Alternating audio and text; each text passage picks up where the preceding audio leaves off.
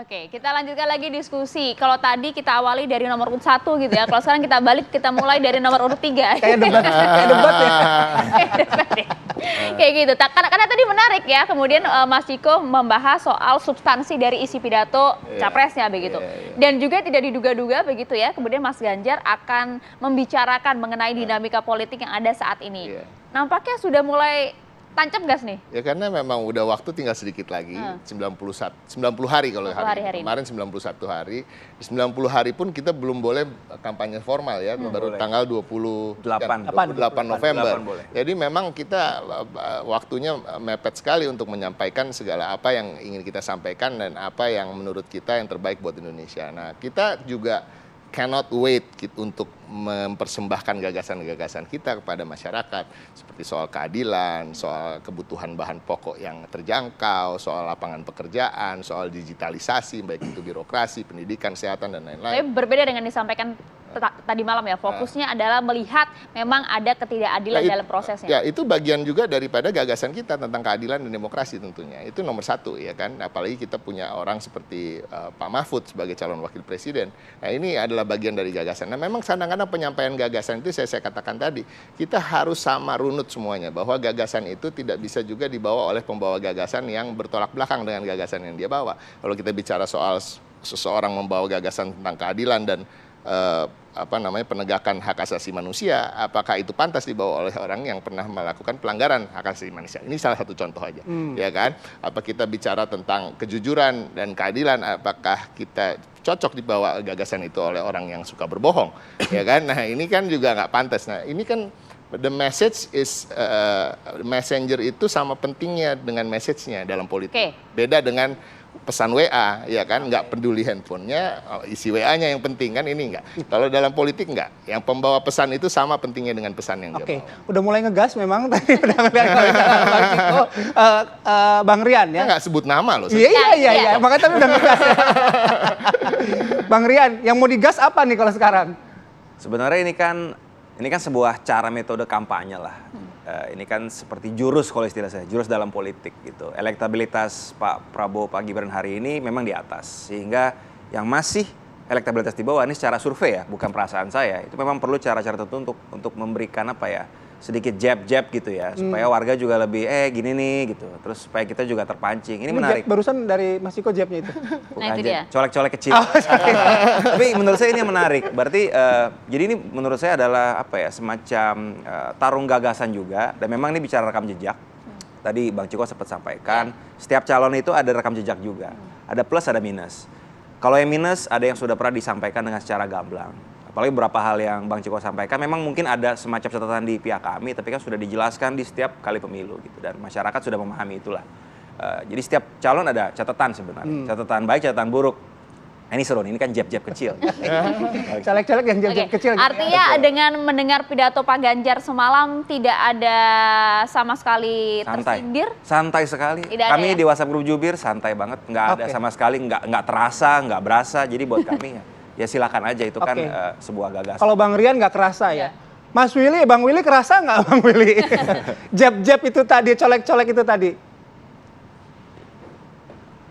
Itu dinamika survei itu kan suatu potret yang terjadi, dia bukan sebuah kebenaran yang spekulatif ya. Jadi suatu hal yang dinamis saja. Kalau kita lihat kandidat di dalam setiap kontestasi itu up and down, itu konjungtur itu terjadi ya. Jadi satu hal yang juga ada satu aspek yang kemudian silent majority kemudian memberikan bonus advantage ya, yang signifikan ketika D-Day-nya ya. Jadi itu yang kemudian terjadi. Jadi angka-angka statistik di dalam survei itu bukan sebuah acuan hasil ya, itu cuma variabel potret semata-mata. Kadang-kadang potretnya bisa kabur ya. Itu jadi suatu hal yang kita terima sebagai sebuah kebenaran yang tentatif ya. Itu yang kita jadikan. Nah ya, disinilah kemudian bagaimana kreativitas, bagaimana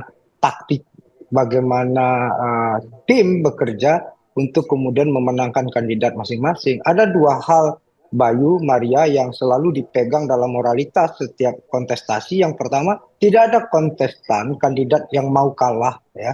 Itu mereka maju selalu ingin memenangkan pertarungan.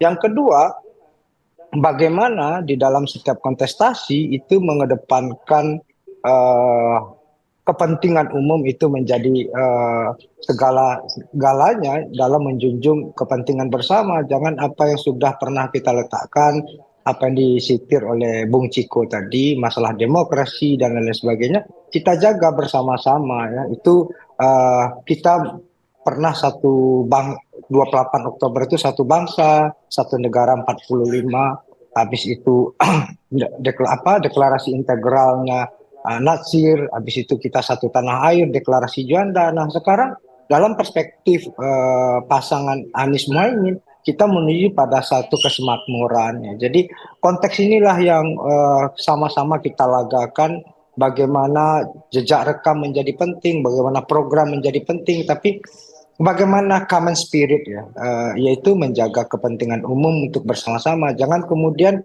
eh, politik kebencian itu hadir, ya. Habis itu tindakan-tindakan abuse of power itu hadir. Kita yang sama-sama kita elit, selain capres dan cawapres, kita lah elit yang kemudian mempertontonkan virtuenya, ya, kebajikannya. Jangan kemudian lain di mulut, lain di hati lah, apalagi berbanding terbalik dalam tindakan. Ini yang sama-sama kita letakkan, bahwasanya seperti kata Caimin, ini seperti pertandingan sepak bola aja. El Clasico itu kurang keras apa antara Barcelona dengan Real Madrid. Tapi kita berlaga dalam pertandingan, setelah pertandingan kita bersama-sama membangun negara dan bangsa, Bayu dan Maria. Oke, baik. Tadi saya juga harus bertanya lagi. Tadi ada beberapa substansi yang Mas Ciko sampaikan. Mungkin kita akan bertanya ke 3 narasumber kita ketika bisa bicara soal netralitas tadi, ya. Saya balik lagi 3, 2, 1, sekarang 1, 2, 3 lagi. Saya ke Bang Willy lagi. Bang Willy, menanggapi soal netralitas dalam konteks pemilu 2024. Iya, demokrasi itu bukan terkait orang per orang, ya, bukan hanya berhenti pada niat baik dan orang baik. Demokrasi yang matang itu adalah proses pelembagaan. Kenapa kita buat KPU pasca reformasi? Karena kita ingin penyelenggaraan pemilu bebas dari proses intervensi, campur tangan. Yang paling luar biasa pemilu 99, Bayu, itu KPU-nya semua peserta pemilu, partai politik itu yang kemudian saling mengawasi satu sama lain. Nah, disinilah tantangan kita bersama. Kita bersyukur dengan revolusi 4.0, di sekarang no viral, no justice, ya. Demokrasi ini juga tidak bertepuk sebelah tangan. Kalau kita melihat indikasi kecurangan, sejauh apa pemilik kedaulatan itu sendiri memberikan respon. Di sinilah pilar utama dari demokrasi itu adalah partisipasi publik, ya. Jadi sama-sama kita bertepuk tidak sebelah tangan, termasuk Maria dan Bayu. Tidak hanya kami dari political society ini, partai politik, tapi ya civil society, ya medianya, ya informal leader, dan lain sebagainya. Kita bersama-sama meletakkan ini, kita awasi, kita laporkan. Inilah yang kemudian menjadi common obligation, ya. Jadi tanggung jawab bersama kita, kolektif kita, tidak hanya orang per orang, tidak hanya kelompok per kelompok. Di sini yang kemudian menuntut kedewasaan kita dan kewarasan kita bersama-sama. Ya, itu tadi poinnya. Kalau dari Mas Rian seperti apa? Karena kita tahu dalam pidato semalam, baik itu pasangan nomor urut 1, ya, Amin, maupun pasangan urut nomor 3, Pak Ganjar, menggarisbawahi mengenai kecurangan pemilu. Netralitas di sana di highlight demokrasi. Dari pasangan nomor urut 2, komitmennya seperti apa? Yang pasti soal netralitas penyelenggara tuh wajib ada dan harus ada. Karena kami percaya Prabowo Gibran bahwa untuk Indonesia lebih baik ke depannya, memang kita harus ada penguatan institusi. Jadi institusi yang dibuat, KPU, Bawaslu harus netral yang pasti. Semakin netral dan harus netral, itu akan membuat kepercayaan terhadap proses pemilu semakin tinggi. Dan kepercayaan ini bukan hanya kepercayaan dari rakyat. Contoh, saya sama Bang Ciko, ini sama-sama nyalek. Kalau kami nyalek, lalu tiba-tiba kami sendiri nggak percaya dengan proses netralitas, kami yang ada nggak percaya lagi masuk sistem politik. Jadi buat kami, kami pun duduk di sini semua, Bang Willy juga punya interest untuk memastikan netralitas itu ada. Jadi itu pasti ada dan akan selalu ada. Dan hari ini pun kita lihat netral kok. Ini kan narasi yang disampaikan, yaitu tadi narasi disampaikan berdasarkan duga-dugaan aja. Kalau nanti ada permasalahan, silakan ditindak tentunya. Perlu diserukan tidak sih untuk pasangan calon Anda komitmen ini?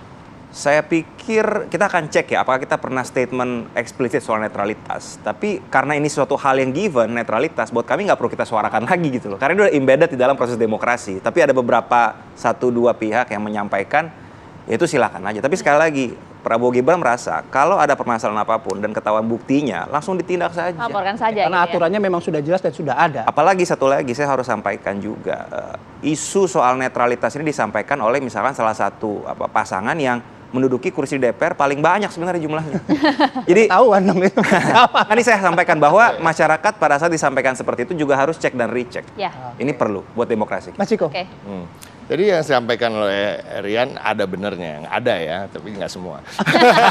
Yang mana yang benar, Jadi mana yang yang enggak. dibilang bahwa netralitas embedded dalam sebuah Betul. demokrasi, banyak yang embedded dalam sebuah demokrasi, bahwa harusnya tidak ada praktek kolusi dan nepotisme juga ada sesuatu yang embedded dalam demokrasi. Tapi kan pada ada kenyataannya akhir-akhir ini ya gitu yang kita saksikan. Kita nggak boleh menutup mata soal itu, dan ini yang bicara juga bukan hanya TPN Ganjar Mahfud, juga civil society, tokoh-tokoh dan para budayawan yang tidak menjadi bagian dari tim kampanye kami. Nah gitu juga masyarakat, ketika kita lihat ada survei yang dilakukan oleh Litbang Kompas, sekitar 60% tidak setuju dengan apa yang terjadi di MK dan lain-lain. Ini nyata, ini bukan dikarang-karang. Penurunan bendera dan alat peraga kampanye lainnya yang dilakukan oleh aparat, Satpol PP ataupun siapapun itu terhadap PDI Perjuangan maupun pasangan lain Ganjar juga Mahfud. kok, iya. Ya, silahkan ya, harus silahkan suarakan itu. Jadi jangan juga diam gitu, karena merasa mungkin cuma sedikit yang diturunin punya gue ya kan, terus diam, banyakan dia yang diturunin. Jangan dong, masyarakat harus dibukakan matanya kan, seperti saya katakan tadi, karena pemilu ini adalah sebuah rangkaian kejadian, series of event. Jadi bukan hanya satu event ketika pencoblosan aja. Oke. Nah, saya ingin kembali ke soal nomor 3 tadi. Saya Boleh nggak kembali ke nomor 3-nya, kita break dulu Bang Ciko. Kita harus break dulu ya. Biar lebih Nanti lengkap kami akan lagi nanti. kembali sesaat lagi.